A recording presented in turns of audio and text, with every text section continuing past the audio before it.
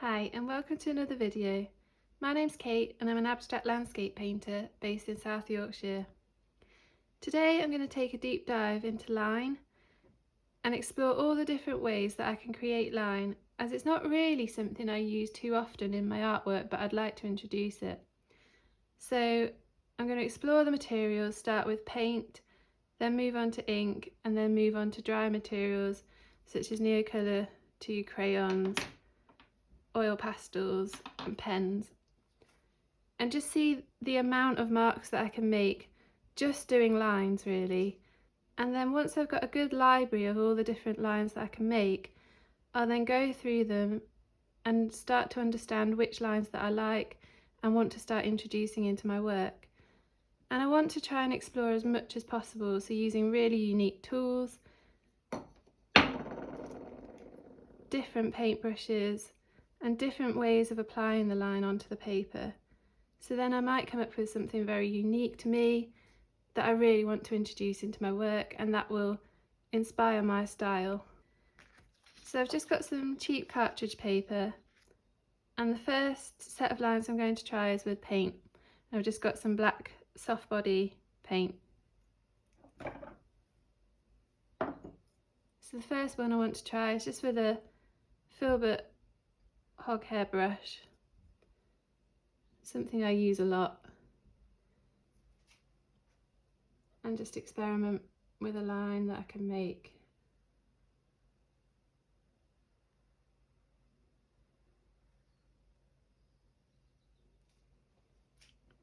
So that was quite a slow and considered line. So now I might want to try something a bit more speedy.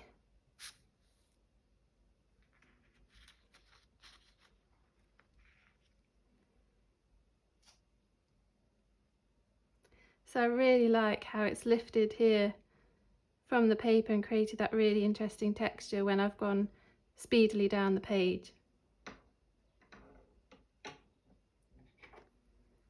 So next I'll move on to a thin round head brush, and I'm going to try holding it right at the end of the brush in quite a loose way, and just let it do really what it wants to do.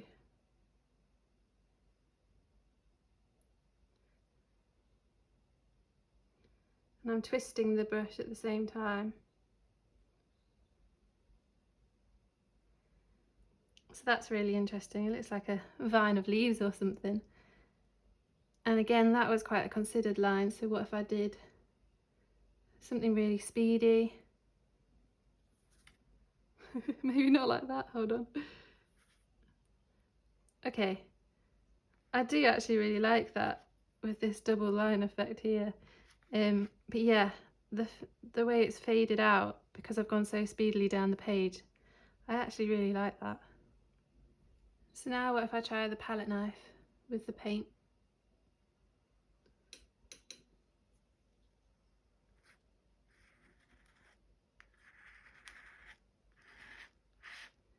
Yeah, it's quite difficult to get the paint to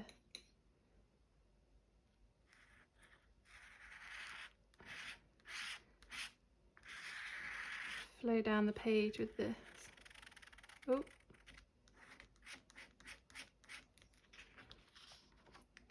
I'm not a great fan of that. And I know I always find using the edge of the palette knife to create a line really tricky.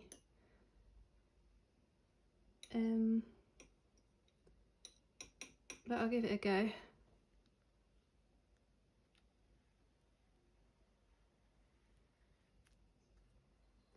Because it sort of loses the paint very quickly. But I do really like that effect.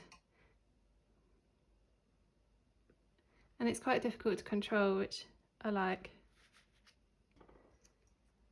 And then what if you did introduce some jagged lines with a fork or something? Ooh, I really like this one. Yeah, I really like that. So I might try doing the same thing with this shell that I've got and drag the paint down.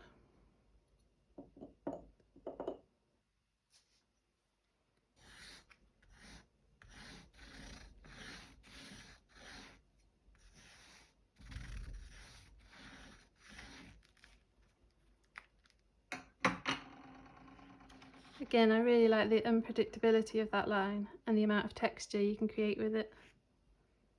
So I kind of want to do this line again, but without the fork marks.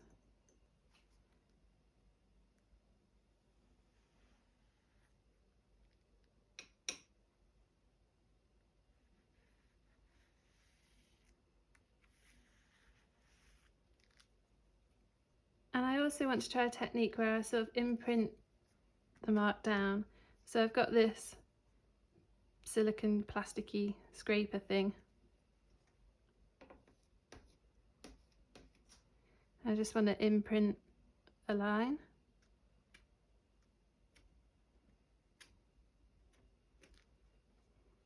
Okay, so I think I've got a good selection there really. I could go on for ages, but I'll stop there with the paint ones for now, as I've already created some things that I really like, and I think I definitely want to incorporate some of these into my work. So now we'll move on to ink, and I'm just doing everything with black so that colour doesn't really come into it. I can just see the variety of marks that I can create. So for the ink, I'm going to start with my trusty hardware brush that I always use and just dab a line onto the page with water and drop the ink in. So that's a that's a beautiful line already. I think I probably put a bit too much ink on that. I might just get a kitchen paper to add some texture into it as well. So if I just dab with the kitchen towel,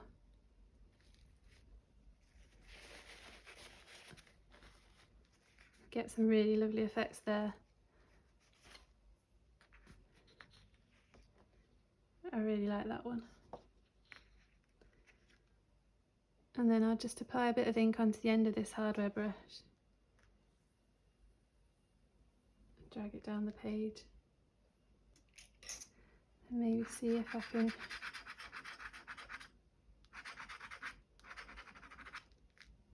scratch some lines into it. Not as keen on that one. I think because the brush was already wet, it didn't give me the effect that I quite wanted. So I'm going to try the same with a dry brush, just a round head. Go quite carefully and considered with this. Again, holding it really loosely. Just get a bit more ink on that.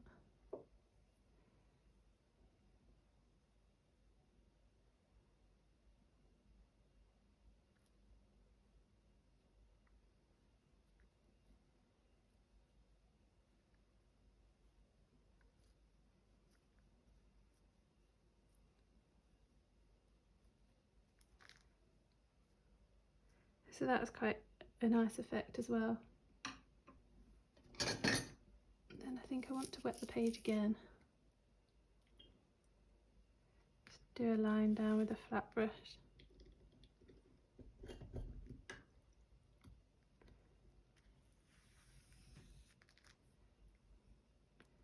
And this time just drop it in, but try not to drop as much and not use the kitchen towel.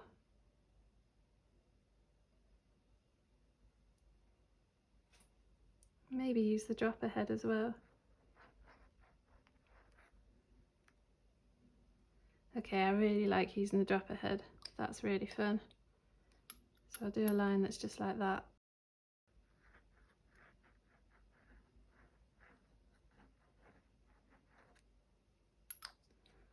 All the scribbly effects you can create with that is really lovely. I've got this really lovely mop brush, which is by Jackson's. It's one of Jackson's own and it's called a Raven brush. I've got size 2, and this holds an incredible amount of water or ink. So I might just try with that. So I'll wet it first. I can already feel it's holding so much water. And dab it on a bit of tissue. And then get some of the ink. See what this does. Again, I'm holding it really loosely. Just letting the weight of it fall onto the paper.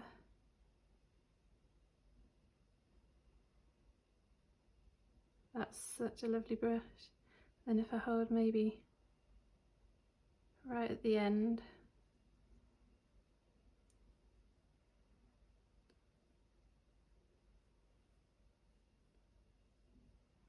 there's even less control. Yeah, I really like this brush for the ink. And then what if I do another one of those? I'll try and be more considered this time and hold it close to the brush line. And apply more pressure and then lift off.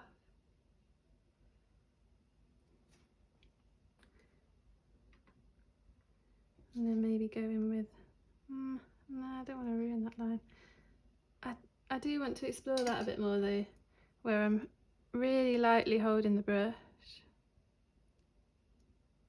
and then pressing down and then lifting up and then pressing down.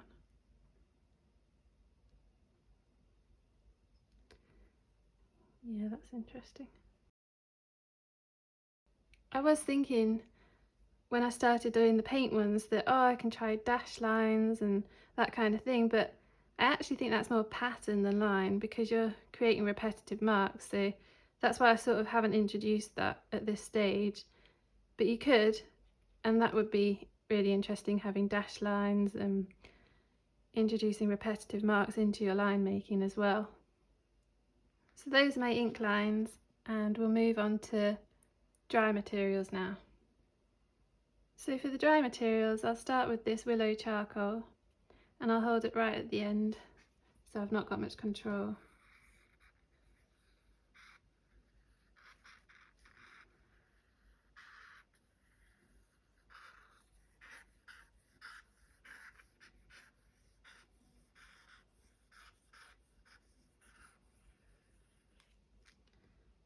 And that produces a really lovely scribbly line. And then if I hold it closer to the tip that I'm using, you can get more of a controlled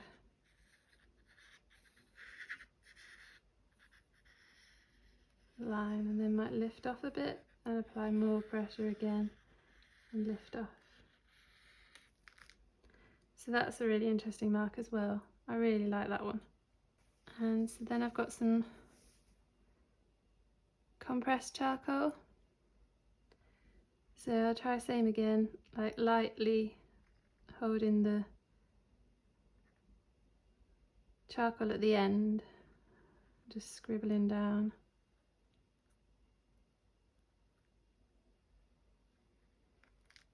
And then going a bit closer to the edge and pressing, lifting, pressing and lifting.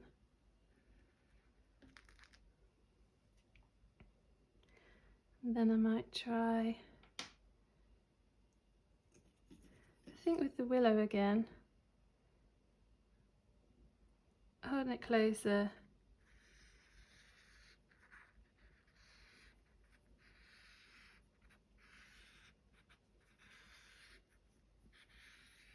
And then perhaps smudging some areas.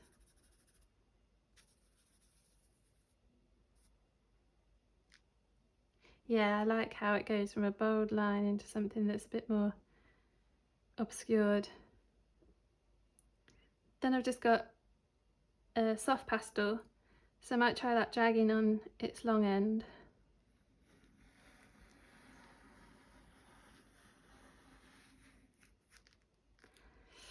Which I'm not that keen on, to be honest. And then on its short end,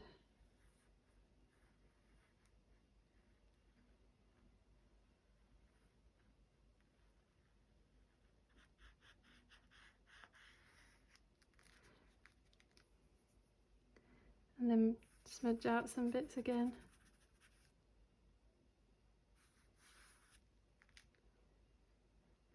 So with that soft pastel, I really prefer the charcoal because you get a much fainter and more delicate smudgy effect, whereas with the pastel it's a bit too heavy for me, I think. So I much prefer this over this. So then I've got a black oil pastel, Again, I'll hold it a bit strangely, I don't know. I might stick it between two fingers. See what that does. Yeah, that's quite interesting. Oh yeah, I really like the jaggedness of that. And maybe I'll try it in my non-dominant hand, so my left hand. Well, I've not done this in a while.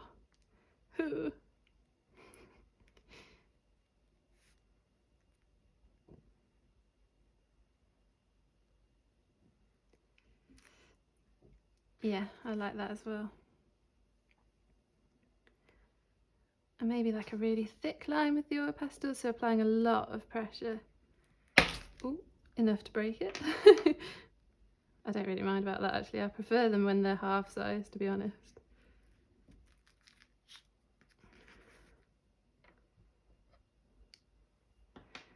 I wonder if you can sort of scrape any of this away.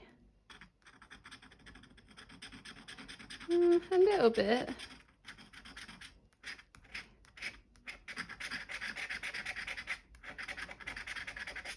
Yeah, that's quite interesting. Where I've scratched it with the palette knife, that creates quite a nice blurry effect there. I'm going to have to write a lot of notes on these lines to remember what I've done. But it's really interesting to see already what I'm liking and what I'm not liking, and some of the effects that I just would never have tried really before when I've started painting. So doing this is really introducing a lot of new vocabulary to my art style, and this is just with line. So then I'll go on to a Neo Colour 2 crayon by Caran d'Ache.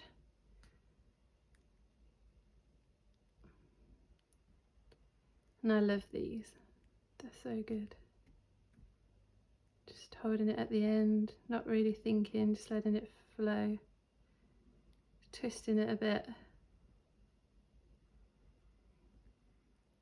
I think I've got some paint on the end, yeah, so sometimes it's fading a little bit because I've got a little bit of paint where I've been on a canvas and dragged it through the paint. So I really like that. Then there's a thicker line as well. Maybe introducing a bit of scribble.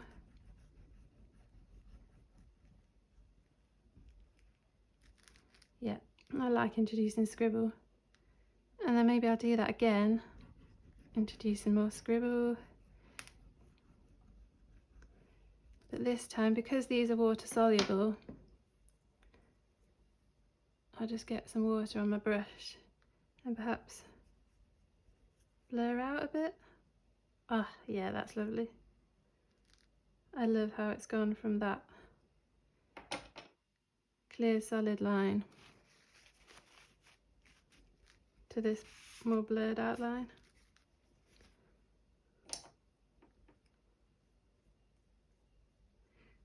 But the original line still stays there within the water. That's a lovely effect. So now I'll try just a simple pencil, holding it at the end. Yeah, this creates just such delicate lines. I really enjoy this one as well.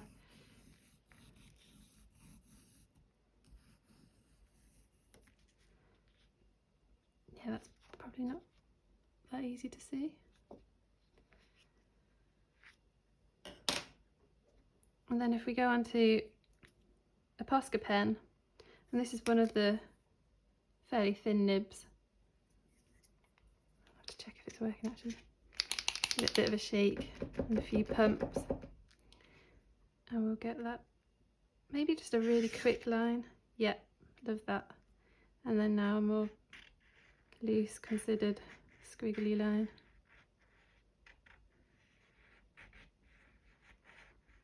These are great because you can get them on all different tip sizes. So you can get really fat tips that are very wide, and they produce really lovely, bold, striking marks. But I haven't got one in black. Try and be a bit more bold with it, I guess.